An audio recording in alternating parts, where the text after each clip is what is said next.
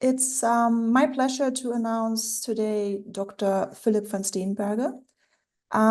He is one of the most experienced users of dental monitoring in Europe. He is monitoring all of his patients in dental monitoring and will share with us today how this has actually transformed his practice. With this, Dr. van Steenberghe, the stage is yours. And if there are any questions in between, please feel free to use the chat or the question and answer function. Thank you, Annika. Dear colleagues, welcome to my home for this evening. We have a moment together to share a lot of ideas, a lot of experience, and then to speak about that together. The title of the presentation is bringing the idea to rethinking our practice processes and our organization, because the use of DM will change everything and open a lot of options. DM is a product invented 10 years ago. It's the anniversary. 10 years ago in France, and now it works worldwide. And the first thing to say about that, it's a huge success. It's something really incredible. But what makes the difference? They made the effort to go to the FDA and to ask to be recognized by the FDA. The answer of the FDA was, there is nothing we can compare to, so you have to go through a specific procedure to be the first one of a new kind of systems, medical device. And so if the idea comes from another brand to be compared to dental monitoring, at this point, it's only marketing. Scientifically speaking, FDA thinks it's not an option at this time to compare to dental monitoring, which is unique. And by the way, all the team of dental monitoring has a vision and share it with the doctors and ask the doctors to enrich that vision about what we could do better in the future. So really, I think if you, at this moment, not use the full potential of dental monitoring, you should do it fast to not lose your time. Speaking of me, my name is Philippe. I'm working for the last 38 years in the field of orthodontics. 25 years spent as the head of the department in the hospital at for the Free Brussels University, 15 years with students and more than 5,000 cases digitally made. I mean, fixed digital and aligners. And the most important for today is 7 years with the dental monitoring. I'm part of the club elite, which means a lot of patients followed. I'm a call for dental monitoring, and I'm an ambassador. That means we are spending a lot of our time to help DM to make progress. And as a speaker, I have the opportunity to move all around the globe and to meet really, really well-known and such beautiful speakers, and we all share finally the same preoccupation. If we are a small doctor, a young doctor, a big doctor, an old doctor, a well-known doctor, at the end, what we want is to deliver the best quality of work for each of our patients, not one exceptional patient, not an exception. Really, we want to be good all the time, meet the patient needs, their preferences, means not only aligners, not only fixed appliance, and go further than their expectation if it's an option. And then it doesn't depend where we look at, on the computer, on the TV, in the magazine, in the lectures, we all hear about artificial intelligence. Depending on who is speaking, it's described as a bad thing or a good thing. And some of us think at the end we will be replaced by the IA, or I tend to think we should take advantage of that and try to be augmented by the IA. Because the more we do digital work, the more we are spending time on our setups or refining our diagnosis, which is good, thinking our treatment, which is good, but we spend a lot of time. And if we are working the old way, we spend the same time, but bending wires or things like that. Finally, we are losing our time, and our time is what we really should care about, because we cannot replace our time. The other way, we have around us smart AI, which I mean good AI, helping us in our impressions with iTero or 3Shape, in our setups, in the computer work to show us the cone beam, to show us the roots. So one thing or not, AI is coming into our toolbox. And the question we should ask ourselves, is it effective? Does it work? And is it adapted to my situation? So those two questions, we can keep them for dental monitoring. And it's always a good idea to be evidence-based for medicine, evidence-based for AI. And then when we merge it, AI is recognized to be really better than human for detection. I mean, for example, for cancer, for dermatological problems, AI is really better than human being. But to take a decision, we have to integrate a lot of different objective and subjective data, which means at this point, AI can really not replace the human. So we can rephrase it. AI is accessible intelligence. It gives us a lot more knowledge and a lot more abilities to detect things. And both of them will give us a better way to take informed decision, which is our responsibility. And then in between, we really would like to make our treatments really more reliable, and therefore detection is the best idea. If we detect the problem, we can react really fast, and then our treatments are really secured. Then, with all those thinking, how to reinvent our organization with the integration of AI. Some of us are resisting. If you are resisting, those two images describe you that some human will be and are already replaced by simple things, simple mechanics, simple computers, and some AI. So if you really are afraid to be replaced, you should update yourself and master the AI and master the new technology to be the one that cannot be replaced. And so the choice between the red pill, progress, and the blue pill, stay quiet, is really simple. Because if you choose the blue pill, I don't want to see, I don't want to know, I don't want to be proactive. At some point, the patient, knowing it's possible, will tell you, you cannot say it's not my fault, because it's a loss of chance for the patient, or you didn't follow your obligation of me as a doctor. Instead of that, we could do that comparison. Going to using the full potential of AI could be a game for you.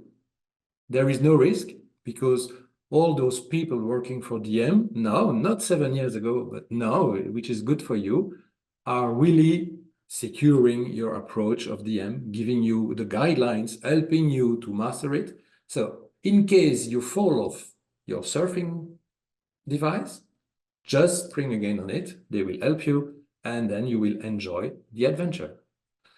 The adventure is to go from a reactive way of work to a proactive way of work. So let's imagine suddenly you have all DM implemented in your practice, which is analysis by the computer, creativity by the doctor. And then a patient wanting to come in your practice will go through DM Engage. DM Engage is a way to make the triage between the patient really needing to see you and the patient doing some shopping, or the patient too early, or the patient with a lot of cavities, or the patients needing first a perio approach, then which makes a difference. It's an AI analysis giving you information, and then your staff make the triage, and then they show you a few of those patients. They send information to the patient, and if the patient comes into the practice finally, it's a good patient for you. You are not losing your time. So your conversion rate will really better if you make the triage of your patient before accepting all those new patients in your practice. You could also use it for patients already treated in phase 1. And you know the story is always the same. You have, let's say you have treated a kid between 8 and 9, and then tell the parents, you should come back at 13, because then I will have the growth, I have the second molars in place, I will be able to do the complete treatment. And the dentist the GP see the patient, and at age 11 says, it's okay, go back to the orthodontist. What? You will lose your time telling the patient, I said it's 13. And maybe the GP is right, but probably not. So having the option to say, okay, I can offer you a pre-treatment observation, and then you make the triage and you answer the patient. That's the perfect service, but you have no pollution in your practice.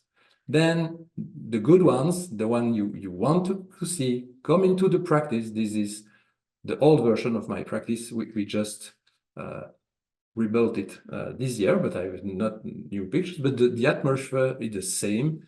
We really want to send the message to the patient. We have a lot of technology, but we have a soul. We are humans treating humans. We care about you.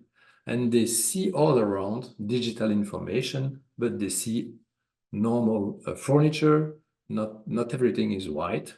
And then we speak with them with the phone. At the beginning, we thought phone is only for the teenager. Then we realized phone is the whole family, because young parents really are naturally using the phone. Then we realized everyone is using a modern phone. For the last 25 years, we used to have a big blue file with 20 pages, putting all our information in. And we kept a lot of those files, telling ourselves we will go no paper, and a lot of patients will refuse or not be able to go not paper. And finally, I think we use 1 or 2 a year. So all patients can use only a phone if really you propose it. Then you are thinking your systems completely differently, and you rethink all the processes, and rethinking all your processes bring you a lot of success. To describe how I work, my universe, I think your universe is the same kind of universe, is medical orthodontics.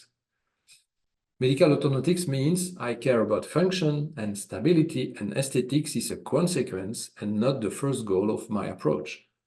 Therefore, I must work evidence-based, human-centered, means really I care about specificities of each human being. And to help me for that quality and that approach, I really need smart AI augmentation. And I'll always tell the patient, you should not take a plane and ask the pilot to cut out the radar. The reaction of the pilot will immediately be, okay, I'm okay with you, and we will crush the mountain 1 chance on 2. Or probably he will laugh and tell you no plane without a radar. And same approach, no car without a smart dashboard telling you it will snow. You really have a risk to take the road, or telling you you have flat tire. Please put some air in your tire. So for me, no modern orthodontic treatment without a smart monitoring platform. That's impossible.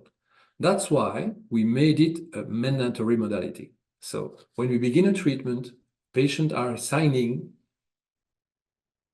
same as a surgical procedure, they are signing a paper telling their obligation, and their obligation is to scan. This example is a patient where you see green round circles and red squares. You have a lot of alerts, and then suddenly the patient loses aligners, and so it's broken. We have to take new impressions, we have to make a new setup, and then you have a conversation with the parents. And usually, if you are in front of the parents, and the parents are nearby the adolescent, the teenager, when you are speaking to the parents, they understand you are attacking their teenager. Here, the situation is I'm near the patient and near the parents, and we together look at the monitoring, which is objective, and I tell them, I think we have a problem. Not you have a problem, we have a problem. We will try to find an answer. And so it forces the patient and the parents to take their responsibility because they are not attacked. There is something objective measuring the progress, measuring the patient progress. That means for the doctor and for the staff, less stress. And at the end, because the patient will really be better because they know we are watching them and we can have positive discussions, less refinement.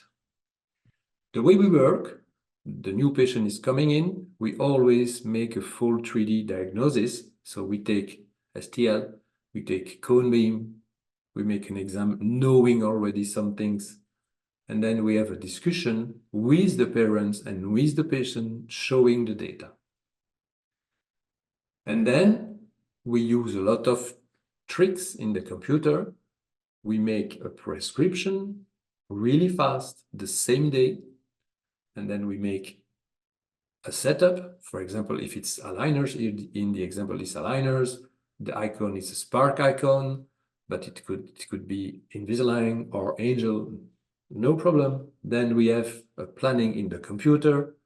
In case of a revision, we have a form, we go through the form, and it takes, let's say, 20 minutes. Then we have a system about logistics. Then we have changed our systems about bonding. And here comes the good idea. We have a system to have the information for the patient immediately shared. So our PMS, or medical file system in the computer, directly is linked with the application. And so what I'm speaking about is the patient has all the information and the option to contact the practice in two applications, only two. One is dans ta poche, in French means in English, in your pocket. The name is good. And in their pocket, they have all the information about the doctors, about the finance, about the appointments, or about the kids or parents in the same family, about the videos, about everything. And they can send us pictures. And that is administration. Please don't call the practice, go through the app. So it's natural to have a second app, which is DM app. And the DM app is the medical app. So medical app is, please don't call my desk to ask a medical question. That's changed completely the approach for the patient. So if the question is an appointment, finance, insurance, dans ta poche is the app. They see the pictures, they have the X-ray, they have everything, that's the file. If they have any medical question, go through the medical app, which is DM app. And so the communication about elastics, is it normal for the gum, the hygiene, the prescriptions, everything is in the DM app. And for each appliance we place, we have in another room, without the doctor, time with an assistant explaining how to use the scan box, how to use the application to scan, which is now really good because it's a game. And the kids, especially the kids, we treat kids age 6, 7 with aligners or with IRA or with braces they need. And they all scan. and they are far better scanning themselves than the parents helping them. We really have to explain to the parents, please don't interfere. Let the child play. It will be good.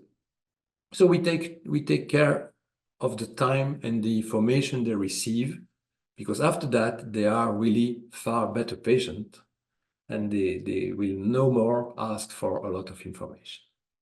And daily what we do, we have assistants educated to help me with the DM. So I'm not going to the dashboard of DM. One TMC, DM champion for the day, is going through the dashboard, is working the alerts, and usually I'm in practice. So the last quarter of the morning is a fixed one, is the time I have to work with that assistant. The name we give it backstage, so it's not in front of patients. She opened everything on a large screen, a double screen. So if we have to look to 5, 6, or 7 patients, we can do it really fast. It takes less than 10 minutes.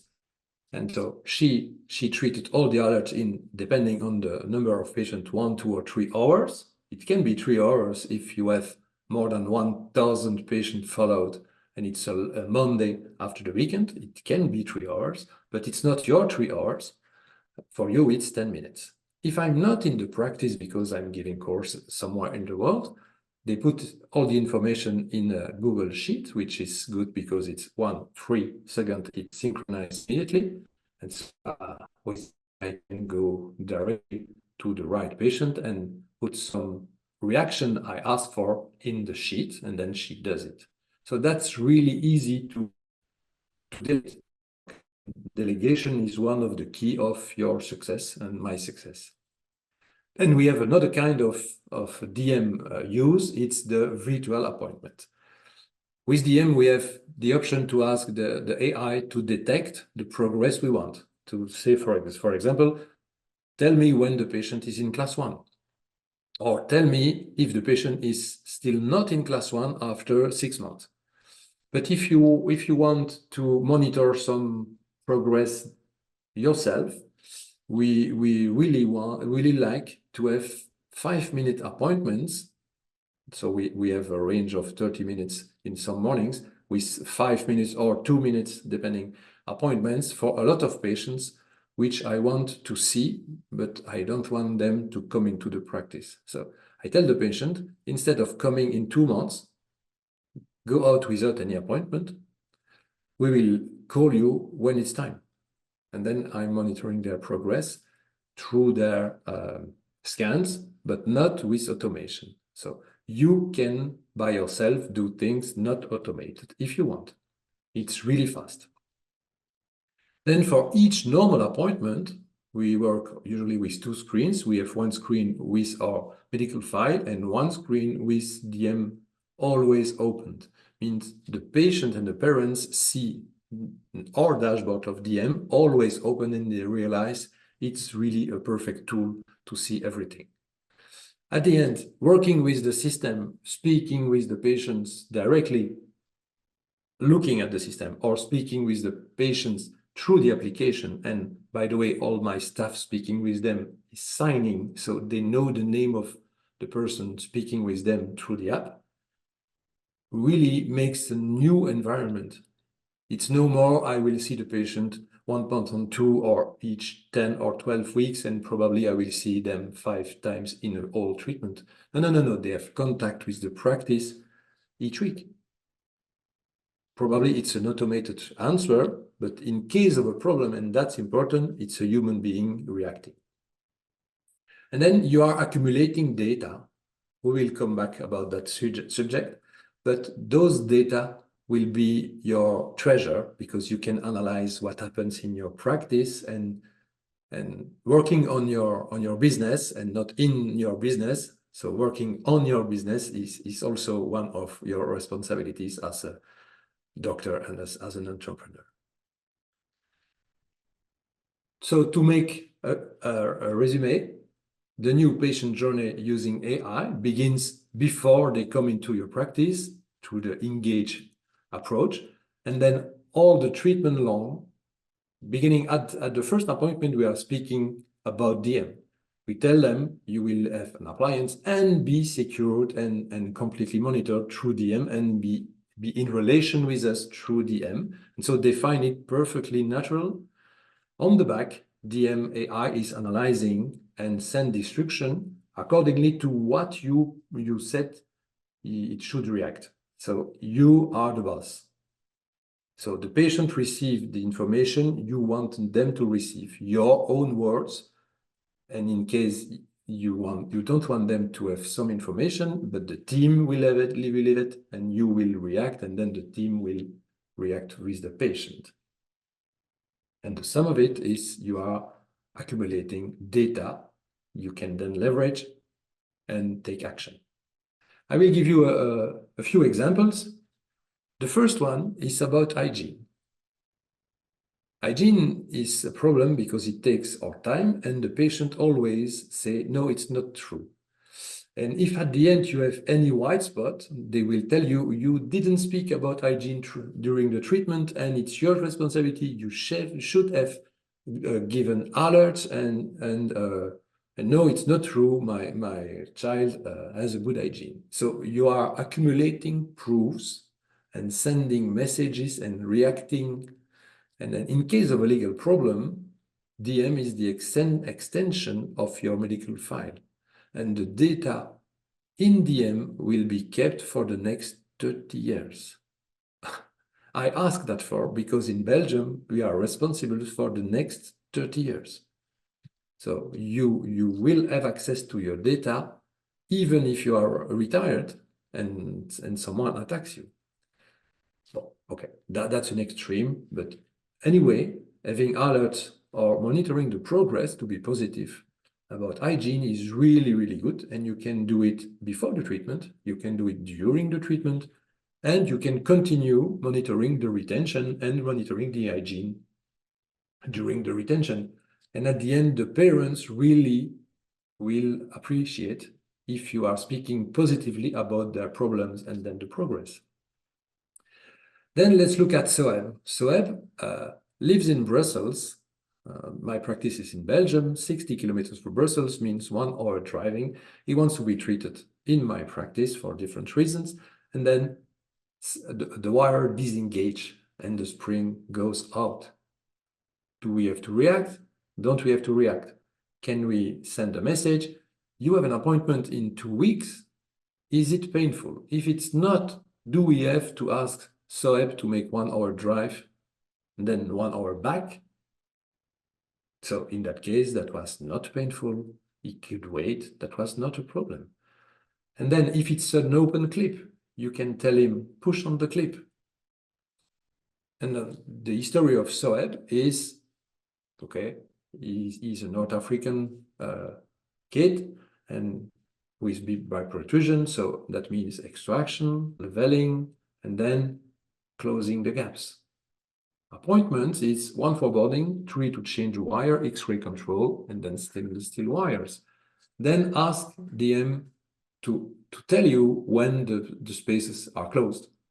Or give yourself a distance appointment, which takes 2 minutes, and ask Soeb to come back when the spaces are closed, and not each month, because that's not what they want, to lose 3 hours. 1 hour drive, 1 hour drive. Sometimes there is a lot of traffic, waiting a few minutes in the waiting room and see the doctor 5 minutes to tell him, okay, let's continue. Tilia comes also from far away, and she received motion carrier. And motion carrier can work without any intervention. We only have to monitor the class 1 and to speak about elastic prescription. And on the lower, she received aligners. So let's monitor the aligners and the motion. And when she is in class 1, which is automatic detection with the objectives, let's bring her back. Okay, so appointments is bonding, and then virtual appointment if really you want to look yourself, or objectives, which works better because you are looking to a 45-degree pictures, and sometimes their pictures are not so good, but the system is calculating triangulation and tells you class 1 at 90 degrees. So she didn't come back before the scan for phase 2. That means one appointment and then go to phase 2. And Zabu was a really good patient. And one day she sent a message, sorry, I could not take with me my scan box. And so I didn't scan, and I changed my eyeliner without scan. And that was the day she nearly broke the treatment, because she needed really a lot of work to not have a lot of unsets, and you can see 3 red squares. After that, she understood, and all the following of the treatment was really good. And here is Zabu. She came from a full class 2 with ectopic canines to a class 1, 6 months with motion carrier, 8 months with aligners, and 6 appointments. So it's feasible without having a lot of patients in your practice. Or if you want to have a lot of patients in your practice, you can have far more patients in treatment in the same time, because they are not coming each month. Marion is a little kid, and she needs aligners for kids. Aligners for kids in my practice are changed each 5 days. And you can see on the monitoring 24 aligners to go from up to down. An appointment is 1. Bonding, 1 appointment, because the parents sometimes really need to speak, and I tend to have the patient coming back after 2 months in all the cases, just to speak, just for the relation. And then for long treatments, they really want to come less, and for short treatment, it's finished. Chloe was not in the same case. She had a phase 1 treatment at age 9 or 10, then comes back with ectopic canine, narrow palate. And then what happened is COVID. COVID lockdown in Spain several times.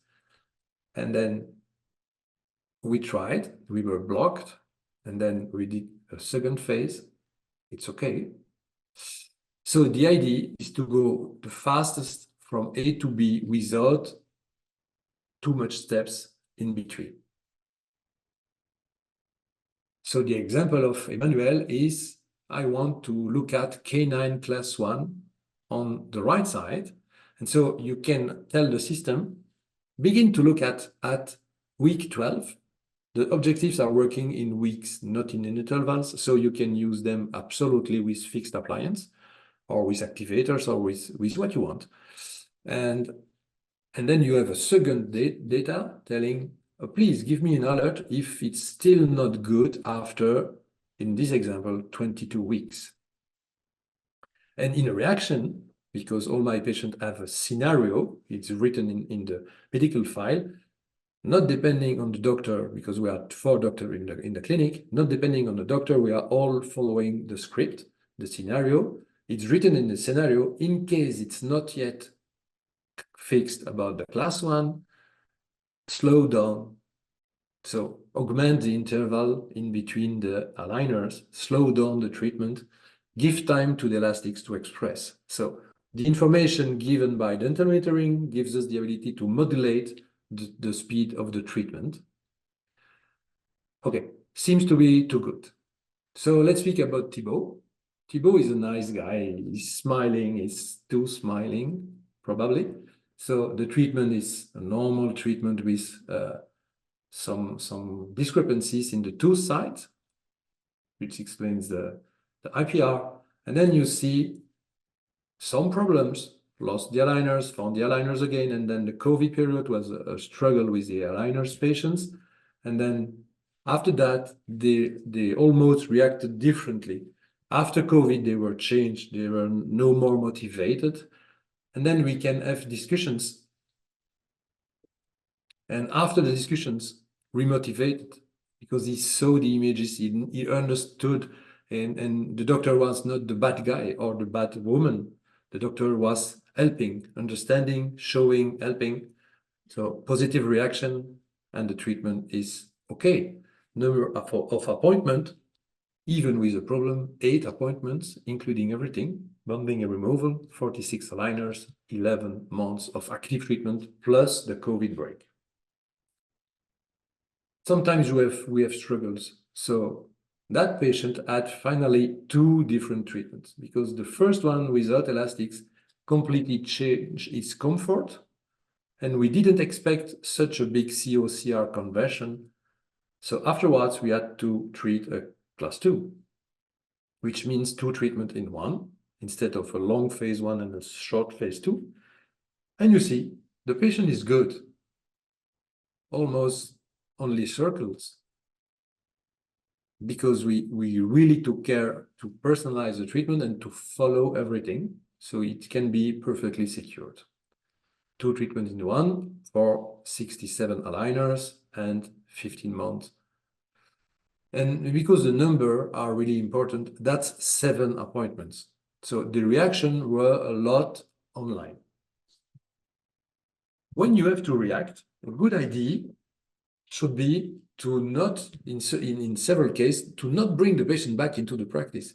Because if you are treating patient living at 1, 2, or 3 hours drive, I treated a lot of patients coming from Paris and the Parisian region, which is 3-hour drive of my practice, and they wanted to be treated by me. Okay. Let's suppose you have, in the middle of the treatment, you have a mid-course correction. So everything goes well, the planning is good, the setup is good, but the patient had really a problem.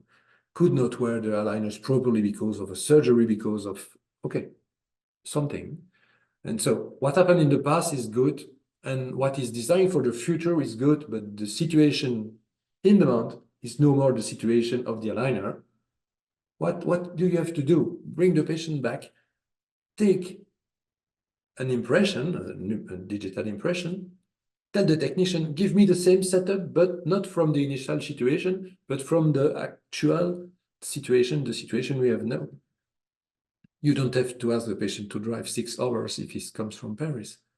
Just ask for a smart STL. Smart STL is the technology of dental metering. It's unique. They are able to reconstruct perfectly the STL coming from the 2 information. The one initial STL you gave them at the beginning, and you have it because your diagnosis was digital. So even with braces, you have it. And then the pictures they took right before you identify the problem, because you identify the problem at distance because of the picture you saw. Those same pictures can produce the calculation of the smart STL. And so it's integrated with Spark and will be soon with Angel in a few weeks. And with a lot of other options. For example, self-made aligners can do it also. So smart STL is a really smart idea, and it will save you time, but for sure it will save a lot of time for your patient. And the quality of the smart STL is proven to be the same as the quality of the normal STL. So you have nothing to lose and everything to win to use that smart option. So in images, when you see you need a refinement, because I spoke about the mid-course correction, but if you have, let's say, a medium treatment, not a huge complicated one, you have a medium treatment, you have a cone beam at the beginning, you know your roots were properly managed, and so there is no risk to have the roots out of the bone, or you didn't take a cone beam because in your country it's not allowed. For example, in Norway, it's not allowed, so they make their best with normal X-ray. And they know the setup was not a long one, let's suppose 20 or 30 aligners max. Then at the time of the refinement, you just have a few things to do. And what's the idea again? To bring the patient back and to tell him, we take impressions, we take pictures. We could take the impression of DM, we could take the pictures of DM, and we really don't want to take X-ray because it's a short treatment and we know we are good. So you are coming for nothing because we have the information, but we didn't think about we have it.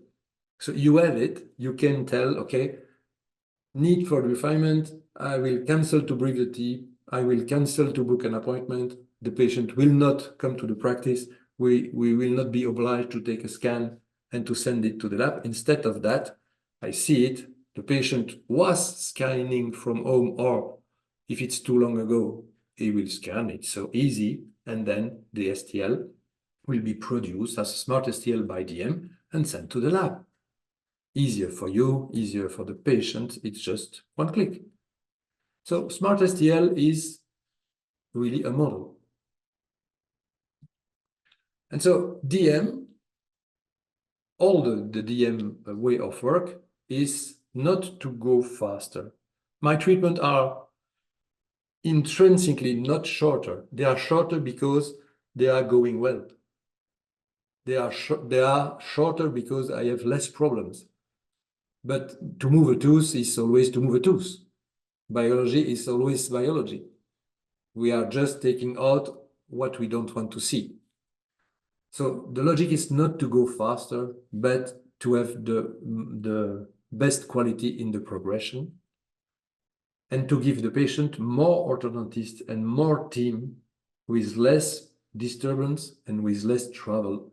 They don't want to be on the road, and they don't want to have pollution coming from their cars driving 6 hours way on and way back for Paris, for example. Because they know they are watched, they are more compliant, and compliance is, I think, was my biggest problem and still is. Even I'm discussing through DM, but I see a huge progression. I detect the problem earlier and I communicating a lot with the patient. So it's a respect of the time, it's a respect of mine. We have seen them before the treatment, we have seen them through the treatment, and then our experience, because we made a progression for that, is at the end of the treatment, they feel abandoned if you just give them retainers and it's okay. What, doctor, is no more monitoring? And if something happens in between now and 3 months when I'm supposed to come back into the practice, probably the teeth will have moved a lot. Probably I will need to have a new appliance, what I really don't want. The example we all know is the example of an agenesis of an upper lateral. We have a lot. We sometimes struggle to open the space and to have parallel roots. And then we speak to the patient and he promises, sure, I will wear my retainer each night. I promise. And then they don't. And the monitoring tells you there is a movement. It detects it less than 0.2 millimeter. It will tell you if it's a torque changing, a tip changing in the three dimension, we have an alert and you can react. So the way we follow our retainers is one monitoring per month.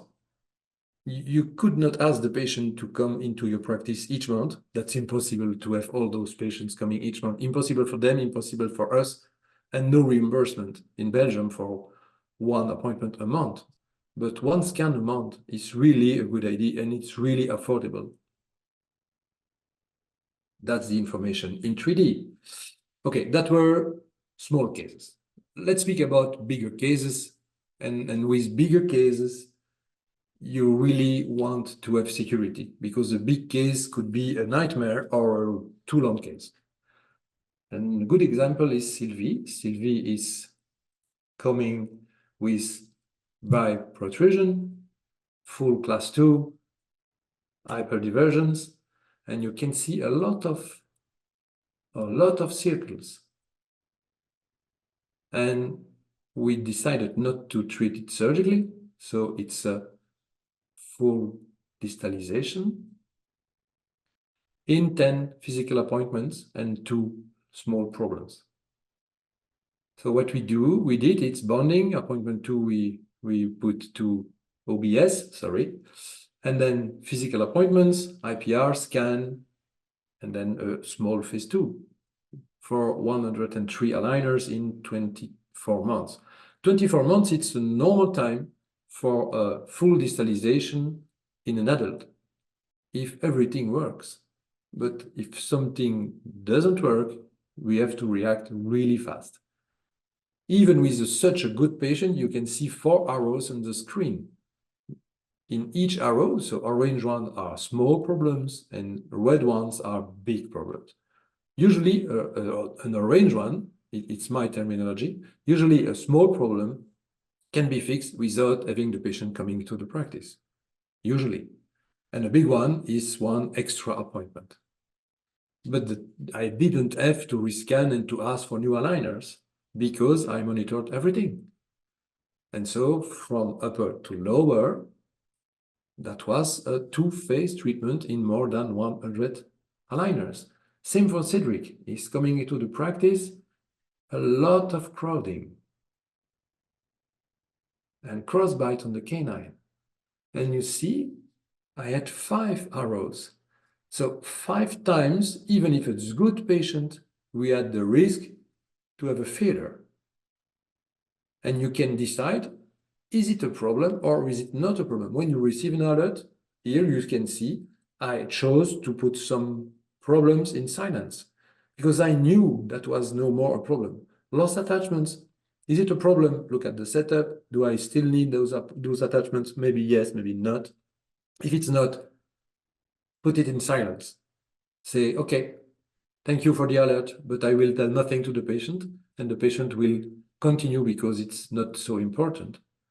And at the end, when you are seating the occlusion, let's give time to the patient. And so you can change the interval, the time of wearing of each aligner, depending on the moment and the difficulty in the treatment. And everything went well. Elodie is a young girl, and you see the 12 is in a lack of space with a crossbite. And will we put braces or aligners? The parents decided because she's really smart and autonomous and she can manage it to give her the opportunity to have aligners. And we know opening the space, pushing the roots labial for the upper incisors, and then intrusion of the lateral, and then extrusion of the lateral, you can have a lot of struggle. But the parents were right. That was a really nice young girl.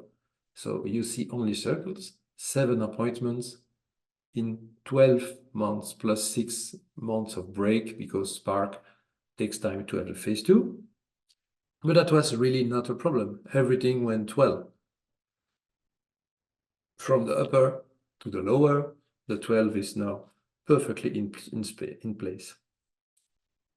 More difficult is always the, at least for me, I don't like those impacted canines.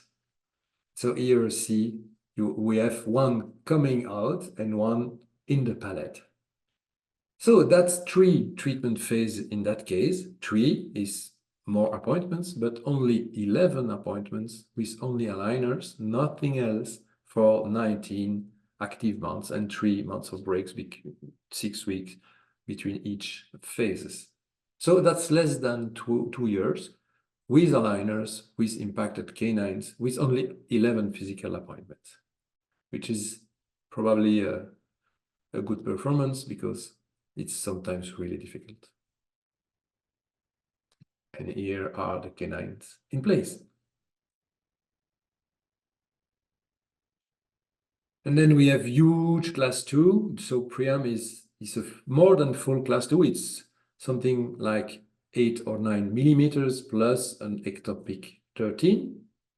And you can see the molar relationship is more than a class 2 on both sides. What did we do? Motion and a splint.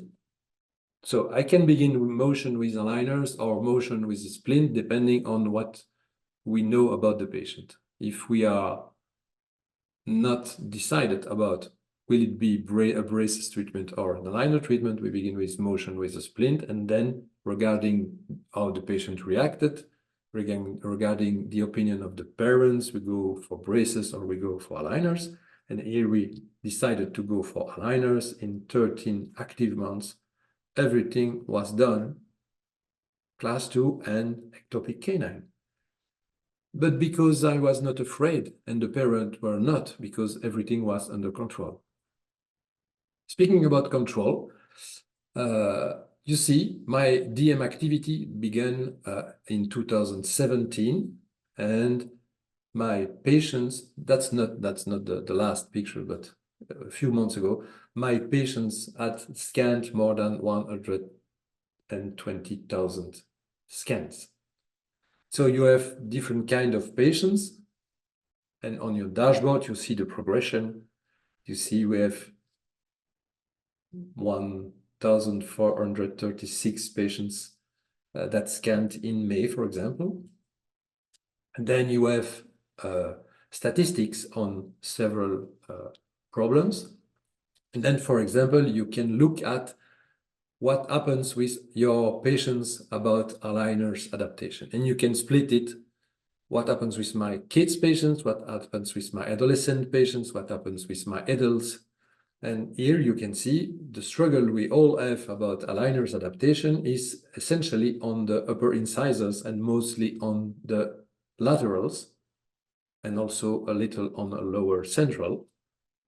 And it happens more at the beginning, and the most of the time it's around stage 9. Lost attachment is another question, and you can do those statistics for the last 3 months, last month, last 6 months, last year. So here we made a statistic for aligners with teenagers, and we asked ourselves, how many attachments do we lose? Our number was 1%, and mostly before stage 9. Those two information are bringing us to react, to work on our setups. So it's a clinical progression because we are really working on not have so much unseats on the laterals. And then we looked at our appointments, and we had decided to see the patient 2 months after the beginning because of the relationship. And 2 months means most of the time 8 aligners. So we see them before stage 9, which is good to make IPR if it's delayed, and most of the time it's delayed, and good to discuss and to make debriefing, and good to reinforce the motivation. And in between, we could automate with a time frame modality, we could automate a message. So each patient could receive, for example, at stage 5, a message telling them, please do the chewies the way we explained you. Let's look at a video and explain it again. Then we looked at the hygiene, and we wanted to compare on our patients how many hygiene problems were detected. For example, here in teens with aligners, that was 12% of the patient had hygiene problem, mostly on holidays.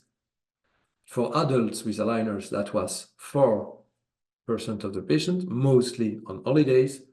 And with braces, that was 15%. So in case of a problem to decide between braces and aligners, it's proven, even on your own patient, braces tend to have more hygiene problems than aligners.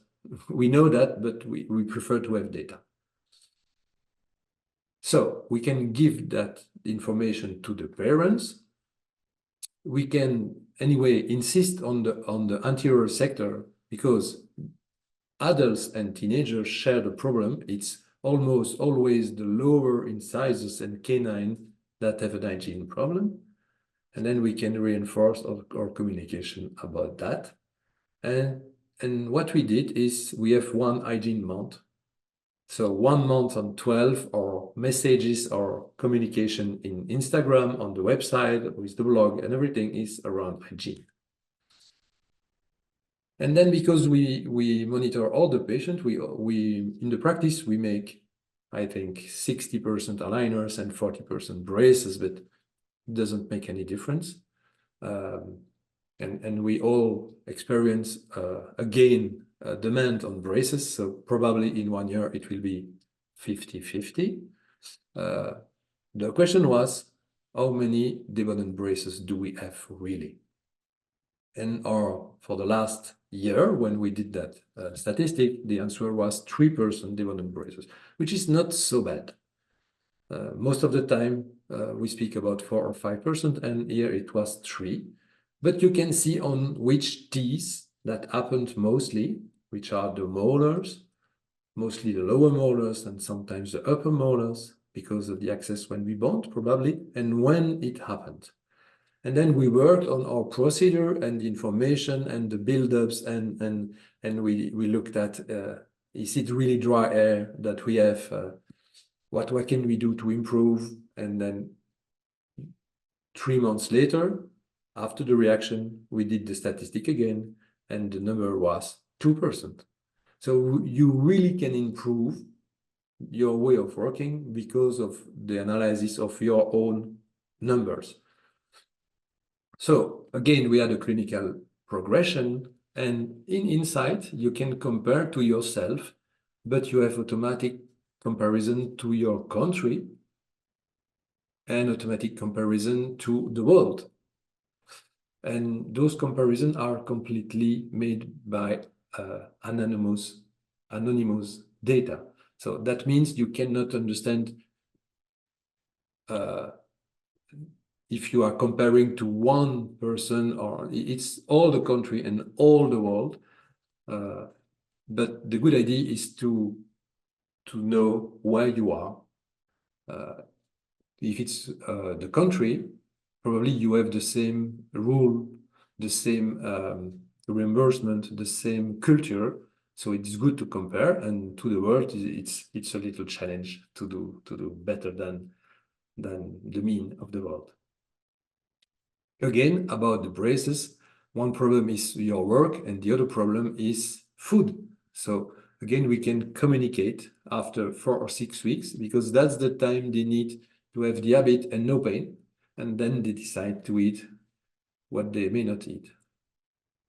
And then we can continue to focus on the lower molars and the second left upper molar. My formula is, I want to react to the stress, because I think we all have too much stress into the practice, and I really like to grow, even if it's nearly 40 years in the practice. And it must be sustainable. It must be sustainable for my team. It must be sustainable for me. It must be sustainable for the planet. And I really love everything digital. So to be happy and to fulfill all those objectives, and in the same time have a maximum of beautiful result and not one sometimes, I need a great team.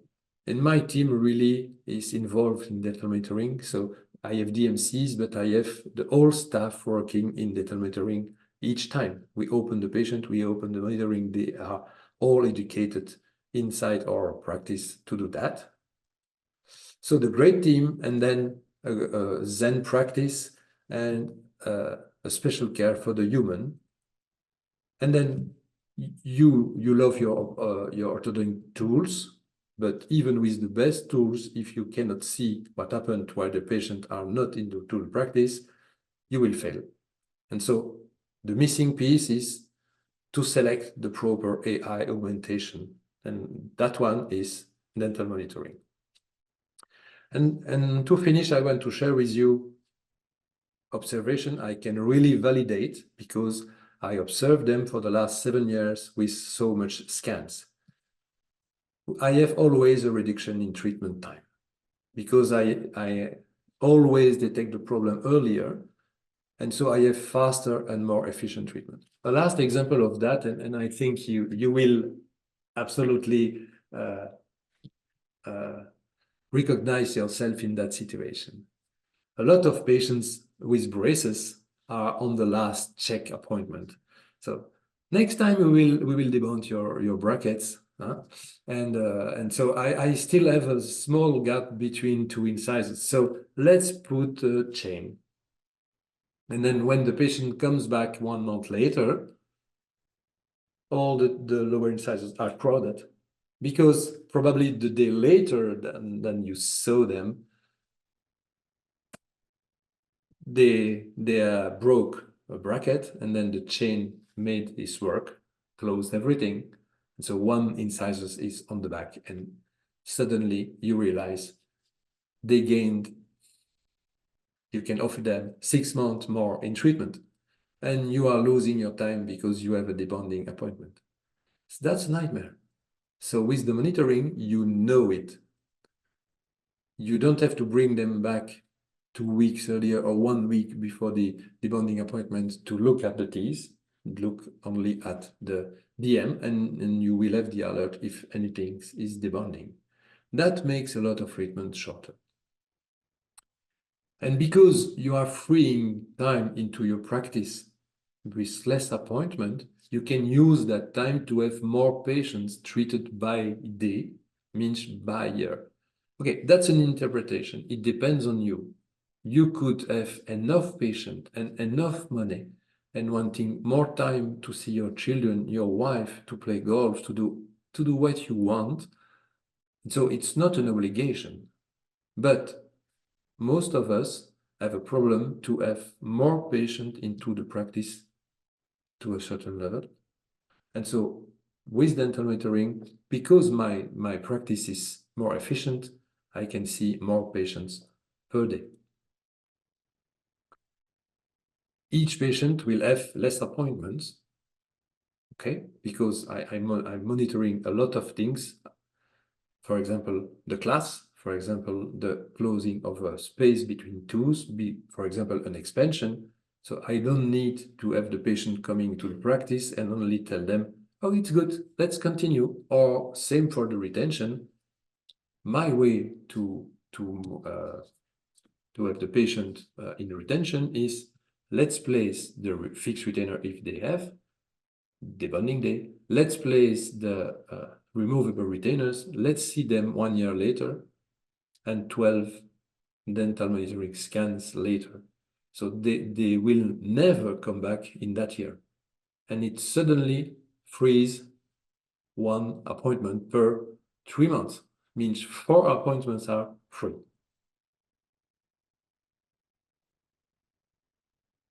Because it's the same price of the treatment. That's a question I often have. Do you ask the patient to pay for dental monitoring? No. No, absolutely not. It's in my treatment, and because it's mandatory, it's in all my treatments. And it didn't change the price of my treatment. And even not changing the price of my treatment, but you could do it if it's your choice, my revenue is higher because I see more patients. And so each time one patient comes into the practice brings me more money, because for the same price, they come less. Same, I need less chairs, less surface in the practice, and less staff to see 1 patient, or to see 100 patients, or to see. If it's the same amount of patient, I'll need less. If I want to have the same staff and the same practice, I can see more patients. So the ratio staff to patient will change. Less doctors, less assistants, less papers, less administration for the same number of patients. And the idea is not to fire your staff or your colleagues. The idea is to have more patients treated with the same number of doctors and assistants, if that's your choice.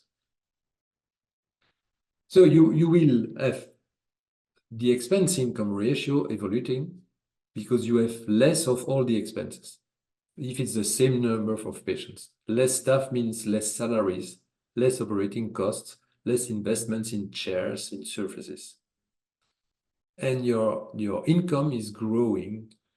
So you can choose. You can have same number of patients means less expense. even in that situation, you have a growing income, or you will choose to have your practice full because you have less patients coming in, less appointments for the patients. You will have far more patients in treatment in the same time with the same number of chairs and assistants and doctors, and so your general income will really explode. And then for the older doctor, kind of doctor I am, more than 60, at one point, the idea is always to sell your practice to another doctor, to a group of doctors, or to the business. And in that case, they will immediately look at the expense-income ratio, and they will really love it. They will make an evaluation based on EBITDA, and EBITDA is how much money comes out when you take all the expenses out. So that ratio is so important. And the way it works is really a virtuous circle, because my experience is the patient which are convinced by the way you have explained it, and when they experience it, they tell you, how is it possible in 2024 to propose a treatment without the monitoring? I remember clearly that mother of a young girl, age 8, in treatment with aligners, coming and telling me, I saw my friend and her daughter also received aligners by another orthodontist. But you know what? There is no dental monitoring. Is that possible, doctor? What a shame. Okay, I say nothing, but I smile. So for us, for me, dental monitoring is the new standard of care. That's the bar. We have to be that good. And all the doctors should be that good. And the good thing is the patient are thinking the doctor should be that good. Going through that workflow for the entire journey of the treatment. So pre-treatment, treatment, retention, and the option to communicate a lot.